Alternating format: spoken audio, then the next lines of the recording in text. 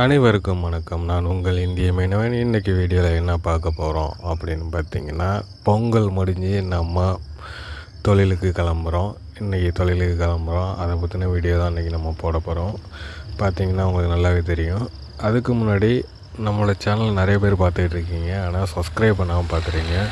Subscribe பண்ணுங்கள், like பண்ணுங்கள், share பண்ணுங்கள், கமெண்ட் பண்ணுங்கள். அப்படியே நோட்டிஃபிகேஷன் பெல்லை கிளிக் பண்ணி நோட்டிஃபிகேஷனில் ஆல் செலக்ட் பண்ணுங்கள்.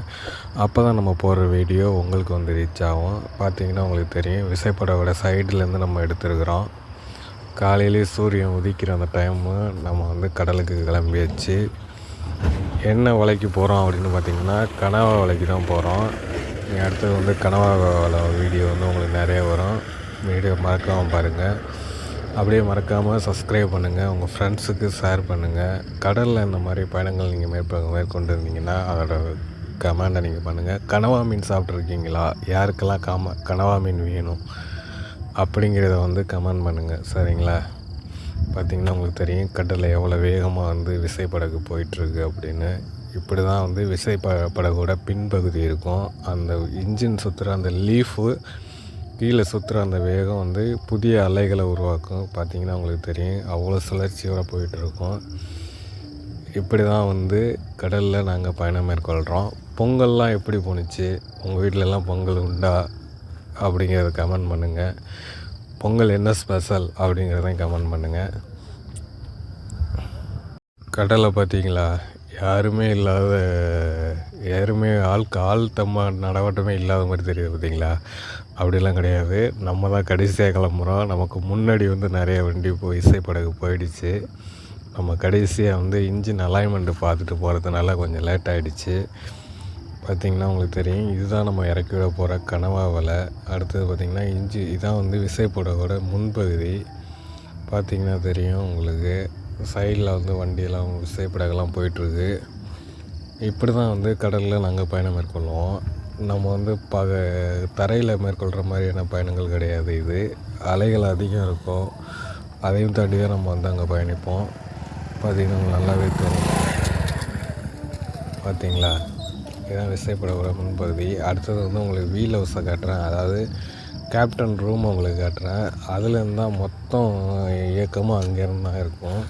ஸ்டேரிங்கு, அந்த எக்ஸ்லேட்டரு, எப்படி வந்து அந்த இன்ஜின் இயங்குது அப்படிங்கிறதெல்லாம் அதில் தான் இருக்கும். அடுத்து பார்த்திங்கன்னா உங்களுக்கு வந்து அந்த வீல் ஹவுஸை கேப்டன் ஹவுஸை காட்டுறேன். பார்த்திங்கன்னா இதுதான் அந்த கேப்டன் ஹவுஸு, வீல் ஹவுஸ்ன்னு சொல்லுவோம். இங்கே தான் மொத்த கண்ட்ரோல் தெரியும். விசைப்படவோட முன்பகுதி இதுதான். பார்த்திங்களா, அந்த ஸ்டேரிங் தெரியுது பார்த்திங்களா, இதை வச்சு தான் நம்ம வந்து அங்கே கண்ட்ரோல் பண்ணுவோம். இந்த அண்ணன் கட்டி வச்சுருக்காரு பார்த்திங்களா விசைப்படகை, அந்த ஸ்டேரிங் கட்டி வச்சுருக்காரு பார்த்திங்களா. உங்களுக்கு பார்த்திங்கன்னா முன்னாடி தெரியும், சைட்லையும் காட்டுற பாருங்கள். நிறைய வந்து விசைப்படகுகள் வந்து உங்களுக்கு போயிட்டே இருக்கும். நம்ம தான் வந்து கடைசியாக கிளம்பணும் அன்றைக்கி தொழிலுக்கு. ஏன் அப்படின்னு பார்த்திங்கன்னா, நம்ம இன்ஜின் அலைன்மெண்ட்டு பார்த்து போகிறதுக்கு லேட் ஆகிடுச்சு.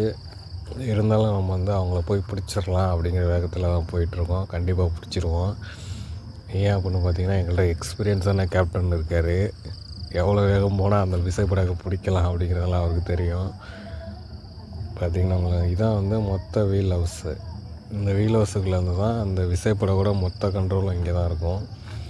பேட்ரி, லைட்ஸு, சுவிட்சஸ், லைட்டு கண்ட்ரோலு, அந்த மீனை தூக்குறதுக்கான அந்த ஆங்கரோட அந்த கண்ட்ரோலு, இதுதான் வந்து வாக்கி டாக்கி. இதில் தான் விசைப்படகுலேருந்து மற்ற விசைப்படகுகள் உள்ள மீனவர்களை காண்டாக்ட் பண்ண முடியும். ஏதாவது ஒரு பிரச்சனை இல்லை ஏதாவது தேவைப்படுது அப்படின்னா அந்த வாக்கி டாக்கியில் கூப்பிட்டு சொன்னோம்னா வந்து வந்துடுவாங்க. இதுதான் வந்து அந்த ஸ்டேரிங்கோட அடிப்பகுதி. சைடில் காட்டுற மாதிரிங்க உங்களுக்கு. இதுதான் வந்து சின்ன சின்ன ரேக் மாதிரி இருக்கும். நம்ம கிளாஸ் போட்டிருக்கோம். நம்ம வந்து உள்ளேருந்து வெளியில் என்ன நடக்குது அப்படிங்கிறத பார்த்துக்கலாம். இதுதான் வந்து டீசல் கேனு. வரிசையாக டீசல் பிடிச்சி வச்சுருக்கோம். மொத்தம் 1000 லிட்டர் டீசல் இன்றைக்கி இருக்குது உள்ள. மொத்தமாக வந்து நம்ம மீன் பிடிக்கிறதுக்காண்டி ஆழ்கடல் போகிறதுனால அதிக டீசலை வந்து எடுத்துகிட்டு போவோம். ஏன்னா இடையில டீசல் இல்லை ஏதாவது பிரச்சனை அப்படின்னா நம்ம எதுவும் செய்ய முடியாதுங்கிறதுனால அதிகப்படியான டீசல் நம்ம எடுத்துருவோம். குறைஞ்சது 1000 லிட்டரோட தான் உள்ளே போவோம். 1000 லிட்டர் இன்றைக்கி என்னாச்சுன்னு என்ன டீசல் விலையோ இன்றைக்கி கணக்கு பண்ணி பார்த்திங்கன்னா உங்களுக்கு நல்லா தெரியும். அவ்வளோ செலவு பண்ணி தான் உள்ளே போகிற மாதிரி இருக்கும். அப்படி தான் வந்து போகணும். இல்லை அப்படின்னு பார்த்திங்கன்னா டீசல்லாம் இல்லாமல் இடையில இருந்துச்சுன்னா ஒன்றுமே செய்ய முடியாது. பார்த்தீங்களா உங்களுக்கு தெரியும் விசைப்படகோட சைடில் எவ்வளோ வேகம் போகுது அப்படிங்கிறது அந்த அலையிலே தெரியும். அலை அடிச்சு வீசுது பார்த்தீங்களா. இப்படி தான் வந்து சைடில் வந்து போகிறது தெரியும். அடுத்தது உங்களுக்கு என்ன காட்ட போகிறேன் அப்படின்னு பார்த்தீங்கன்னா, அதுதான் சஸ்பென்ஸ்.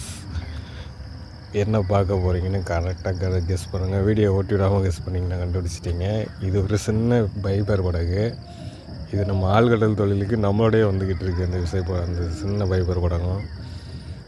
அந்த விசைப்படகில் இருக்க அண்ணனுக்கு எவ்வளோ தைரியம் பார்த்தீங்களா. இந்த விசைப்படகு ஒரு அலை வேகமாக அடித்தா தூக்கி உள்ளே வீசிடும்.